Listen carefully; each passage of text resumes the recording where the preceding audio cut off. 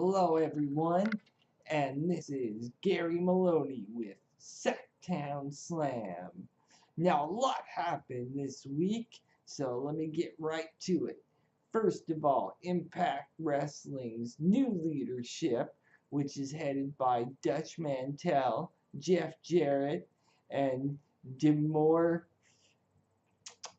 and Scott Demore, basically buried Dixie Carter and her whole regime during this past Thursday's episode of Impact. Well, there were some that were a little bit critical of it, namely the ones that were hired over the last 3 to 4 years. And while no fights really broke out, there were some questionable decisions made by these people who literally said and tweeted out, "Let's make TNA great again." Yeah, I think we heard that a few months ago and it didn't go over so well. Anyway, um, another thing that happened over TNA was that Alberto El Patron showed up and won the TNA title, yet it was over in a controversial way because of a bump from a referee. So we don't know if he actually won it. More come on that angle.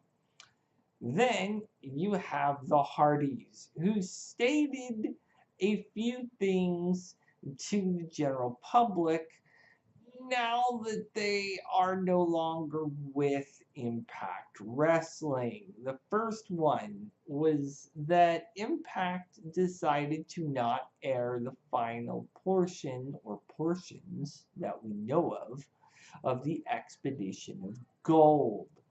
And they weren't all that happy about it. In fact, their exact quote was, "If the Anthem Owlmen do not add tonight's Expedition of Gold, Vanguard 1 will procure the footage and I'll broadcast it myself." Or in other words, fuck you TNA, I will get my revenge.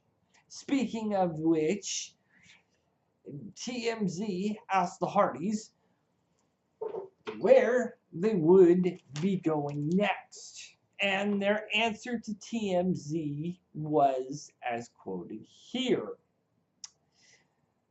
that when you are dealing with the broken Matt Hardy and the brother Nero and the broken Hardys, anything is possible.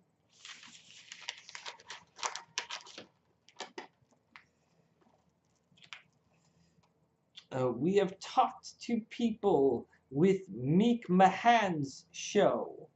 I have spoken with people from New Japan. I have spoken with people in Mexico. Meek Mahan, you are on Vanguard 1's radar. We are watching you very, very closely. I have Vanguard 1 monitoring you 24/7. Meek Mahan, if you are ever to try anything shady on my broken brilliance, I will be the first one to delete you. End quote. You know what this sounds like to me? The Hardys are most likely headed to the WWE, assuming they don't get a better offer from someone like New Japan or AAA. And it sounds to me like he wants creative control, something that WWE isn't normally known for doing. But in this case, it will make you a shit ton of money and would be stupid because I don't think these guys are after fame. I think these guys are just, or they're not after titles, they're after fame. And when you're not after titles, it makes it very easy and very malleable to give you creative control. Now, the Hardys lately have looked like they're after titles, but I think this whole Expedition of Gold thing was something that maybe they had always wanted to do, but never had the chance. Now, could it all end in a WWE Tag Team title reign? Yeah. Could it all end in staying in Ring of Honor? Yeah. I don't think that their future is written in stone at all. And I think these guys would fit in New Japan like a glove. Could you imagine Matt Hardy and Jeff Hardy in the Bullet Club? Oh my gosh. That just gives me goosebumps every time I hear it. So, more to come as that story progresses. Then you've got, according to F4W Online, Rusev is scheduled to take some extended time off because of an injury that he suffered, basically due to an extended time of wrestling. Apparently, him getting chokeslammed 3 times and getting punched in the face was a way to write him off, which, Rusev's not doing anything relevant anyway, and the biggest thing you can give him at WrestleMania is an Andre the Giant Memorial Battle Royal win, which he really doesn't need.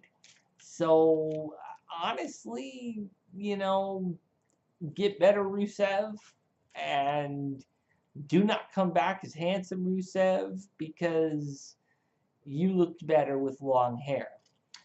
Anyway, a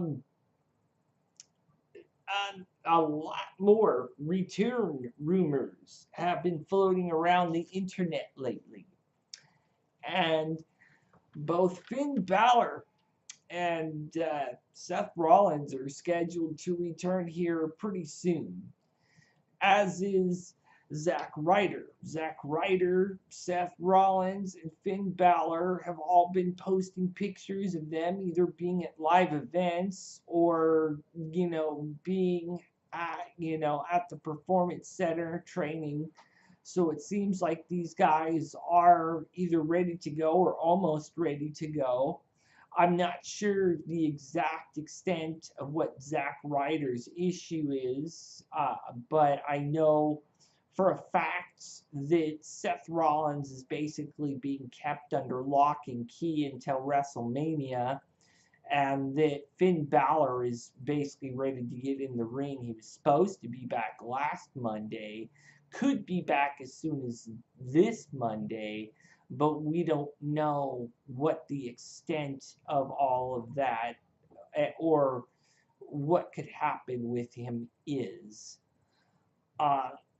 To continue here, with Seth Rollins and Finn Balor coming back, this is going to probably put an end to Sami Zayn's run as the top face in the company. This is kind of sad. And that's according to, and this is according to PW Observer's newsletter. And it's really upsetting because Sami Zayn is such a great worker and he does such a great job at what he does. To be a jobber is so beneath him. It's disgusting. And it's really time for them to shake some shit up in WWE. If you're not going to use certain people in the right way, just send Sami to SmackDown already. Because it seems to me like you guys have all these great people who are underutilized and overlooked. Just get it done. The last thing I wanted to report on is that Hideo Itami is also back. And this guy is back months before anybody thought he would be back. Some people were saying back in November that it could be up to a year before we saw this dude back. I think we all remember right before the Dusty Rhodes Tag Team Classic was when he got injured. He was originally supposed to be partnered with Kota Ibushi, but that didn't happen. And, a lot of people were questioning when he'd be back. And this past weekend, he was at an NXT live event. And, that was very interesting to see that he's back.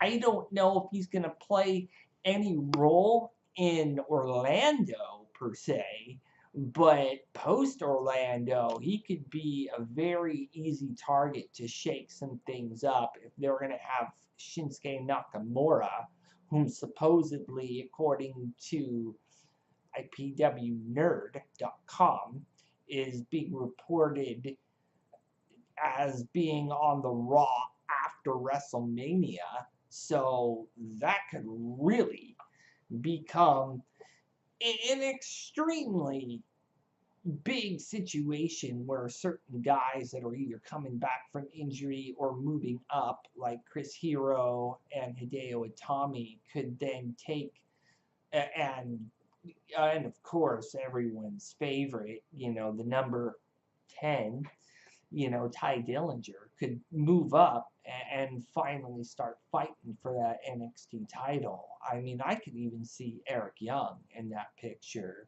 If Shinsuke is going to move up, I think some of these guys need to move on. And I think